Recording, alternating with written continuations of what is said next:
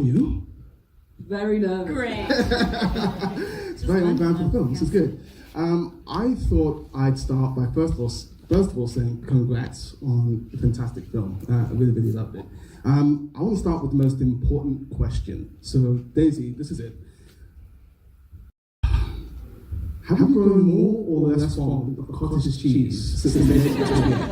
Fun fact, I've never eaten cottage cheese. In fact, my mum says somewhere. I've probably maybe eaten it from her plate once. I've never, in memory, eaten cottage cheese, and I'm vegan now. So certainly that was a delectable coconut situation. I think Dan had to make you. Yeah. He made her some cottage cheese this week. Yeah. So how many takes do you have to do it? How much do you have to eat? It was Actually, okay the first time with the burger and stuff, and over a bit of time. Yeah, it was the amount at time. But the first couple setups, it was like, oh, this is fine. And then we had that conversation about, like, I was going to use the fork with my left hand. There was like a strange conversation about what. Because you were cutting it like a British person. And I went, oh, that's a British person. And then Dustin went, I think it's kind of weird. I like it. It's like alien. And I was like, yeah, that is cool. And you were just like, what are we doing? We're doing it. We're going to keep going. But yeah, I think there was a moment where you were like, I think I was just trying to do that. And I was like, that's terrible. So France says not bad about 13 minutes into it. That's the first bit of dialogue. And then the next bit of dialogue is that cottage cheese line. It's a very internal performance. There's not much dialogue. Looking at that as an actor, is that more freeing to you or more daunting when you see a character like that? So Rachel and I had talked in the run-up a few times, and while I'd been doing accent prep, sorry, let me tell the story in the correct order. So the script that I read had lots of voiceover, but my feeling was that I would try to use the voiceover as stage directions. And I didn't know then if we would use the voiceover. And we recorded like a couple lines of it at the end of filming. But what was interesting for me is I really did have I was essentially monologuing in my head as we were filming. So I always, and obviously as an actor you invent often what is going on in your head. But it was wonderful for me because I came in knowing exactly what the writers wanted. And what is amazing is the response is so personal and so subjective of who Fran is and her experience and her life within this office. But it was very comforting to me because I always knew where she was and what she was feeling or what she was thinking. And then we didn't end up using the voiceover. We did not need to. No, you did not. No, you didn't have habits that you do. And did it make this film shape your routine in any way? That's a good question. My main thing is I go to bed early. Actually, the thing that did shake me up is I'm not hugely sociable. When I'm working, I like to get my sleep. And actually, this is probably the most sociable I've ever been. We were just out in like heavy lockdown. It was so wonderful that we were like testing every day. So it was really still in that period of time. But it was so wonderful to be together. So in fact, my difference was that I spent a lot of time going to dinner, drinks, which I would probably wouldn't do. But also we lived in the town together. And then I think it also helped the first week was in the office, and there was this sense of like we were all just working in this office, and the way that we were setting up every day for this ensemble play, and that you were part of. It created like you were all at work together in a really organic way. So it felt naturally. All right, we finished work today. We'll have a beer. Like it felt like that's what to do. And I think that perhaps that encouraged you to sort of slip into it, maybe. And there was strangely enough a tiny little coffee stand in a car park. So I would go and get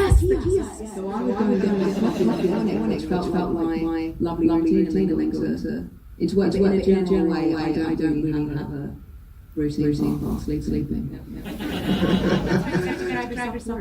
Yeah. It's good. I'm going to talk a little bit about I'm feeling for Fran from my point of view, but also romance is a myriad of different things. And my feeling at the end of the film is for Fran, the biggest step she's taken in socially in her life is saying to Robert, do you wish you know me? It's like the deepest, most difficult thing she's had to say to someone, and she's trying to bridge a gap that's there. So my feeling at the end of the film is regardless of what happens with Robert and Fran, he has offered something to her that is so important, whether that's romantic or not.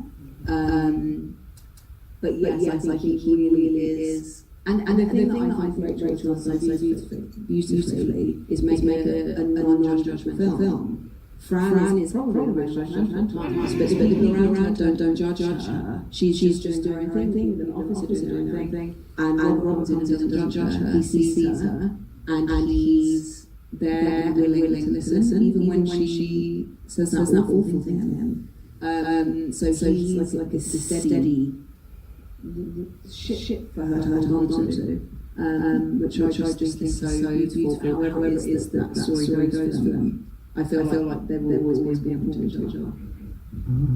I've got a question just so if you have one, please raise your hand. We'll find you. I want to ask, this film is called something about dying, and there's a lot of thinking about dying in this movie. The daydreams. I want to talk a little bit about bringing into life. I really like the way you filmed them. It feels like we're almost intruding on the daydreams, the way it's shot. So can you talk about bringing that to life? Yeah, I was basically invited to do whatever I wanted. So we got to make paintings that we felt were not only accurate to the world and to Fran, but also to what we wanted them to stand in for. And you know, I say this a lot, but I do think that when we're thinking about dying, we're really just worrying about living and living well and meaningfully. And we can get so preoccupied with whether we are or not that we can go to the only place that we control, which is within. And that place can be a place of escape, of seduction, of perfect control of any painting you want to draw in your mind.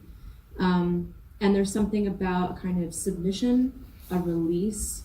There's something seductive about that feeling because it's relief from the discomfort of being a person who feels so uncomfortable in her world. And so that approach sort of was the motivation for what are we doing atmospherically here? What are the symbols in these images? What do they mean? What is motivating the ins and outs of how we get into or out of them? And I think from all the conversations that Daisy and I had about Fran leading up to it, well, that's just the brilliance of Daisy. I never had to explain, and she just has this deep emotional intuition, I think, as a human and as an artist. And so there was this ability to craft the space and for her to read it and know what it was. I think from being Fran and spending time within her skin and in her world, there was a real easy slipping in and out of those tableaus that we were building together. Daisy, one of the death daydreams involves a lot of bugs and ants. Can you take me to the aftermath of when cut is called on that scene? What are you doing?